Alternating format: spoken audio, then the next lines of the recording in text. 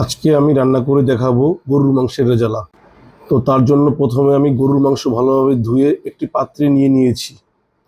তারপর এর মধ্যে আস্তে আস্তে অ্যাড করব কালো গোলমরিচ, লং, সাদা গোলমরিচ, কাবাব চিনি, দারচিনি, এলাচ ও সেই সাথে যোগ করব তেজপাতা। এবার দিয়ে দিব গুঁড়া মশলা। প্রথমে আমি দিব 1 চামচ হলুদ, তারপর দিয়ে দিব 1 চামচ ধনিয়া গুঁড়া, তারপর আমি আমার প্রয়োজন অনুযায়ী স্বাদ মতো মরিচের গুঁড়া যোগ করব। আপনি ঝাল বেশি খেলে মরিচের গুঁড়া বেশি ব্যবহার করতে পারেন। এবার যোগ করব বাটা মশলা, দিয়ে দিলাম জিরা বাটা। এখন দিব রসুন পেস্ট 1 টেবিল চামচ, তারপর দিব আদা পেস্ট 1 টেবিল চামচ। এখন দিয়ে দিচ্ছি স্বাদ অনুযায়ী লবণ। আমি একটু লবণ বেশি খাই তাই একটু বেশিই দিলাম। এখন দিয়ে দিচ্ছি পেঁয়াজ কুচি। আমি 250 গ্রাম পেঁয়াজ কুচি নিয়ে নিয়েছি 2 কেজি মাংসের জন্য। এবার দিয়ে দিচ্ছি সয়াবিন তেল। সয়াবিন তেল দিয়ে দিলাম 1.5 কাপ। এখন আমি সব কিছু একত্রে ভালোভাবে মিশিয়ে নিব। বলে রাখি, আমি মশলা দিয়ে প্রথমে মাখায় টক দই দিই।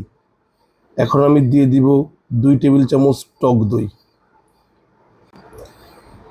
টক দই দিয়ে সবগুলো উপকরণ আবার ভালোভাবে মিশিয়ে নিব। একটু সময় নিয়ে ভালোভাবে মেশাবেন। তারপর আমি পাত্রটি চুলায় দিয়ে দিব। চুলার আঁচ বাড়িয়ে দিয়ে ঢেকে দিব। তো মোটামুটি 15 মিনিট পরে আমি ঢাকনা তুলে একটু নেড়ে চেড়ে দিব। নিচের মাংস উপরে উঠিয়ে দিব, একটু ভালোভাবে নাড়াচাড়া করে দিব যেন সব মাংস সমানভাবে সিদ্ধ হয়। তারপরে আবার ঢাকনা দিয়ে দিব। এভাবে কতক্ষণ পর পর 10 মিনিট পর পর উঠিয়ে উঠিয়ে চেক করব। মাংস সিদ্ধ 80% হয়ে গেলে এর মধ্যে আমি যোগ করতেছি কাঠবাদাম বাটা ও পোস্তদানা বাটা।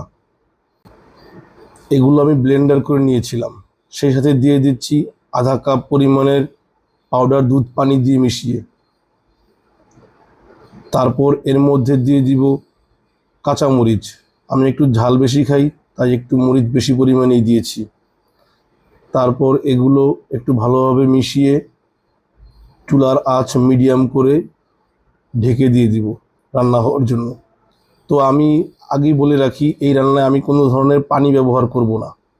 তারপর ঢাকনা দিয়ে দিব। মাংস মোটামুটি সিদ্ধ হয়ে গিয়েছে।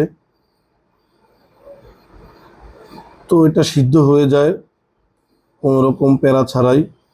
ঝোল এরকম ঘন হয়ে আসে। ঝোল ঘন হয়ে আসলে একটু নাড়াচাড়া করে আমি নামিয়ে ফেলি। তো আমার মাংস রান্না কমপ্লিট হয়ে গিয়েছে।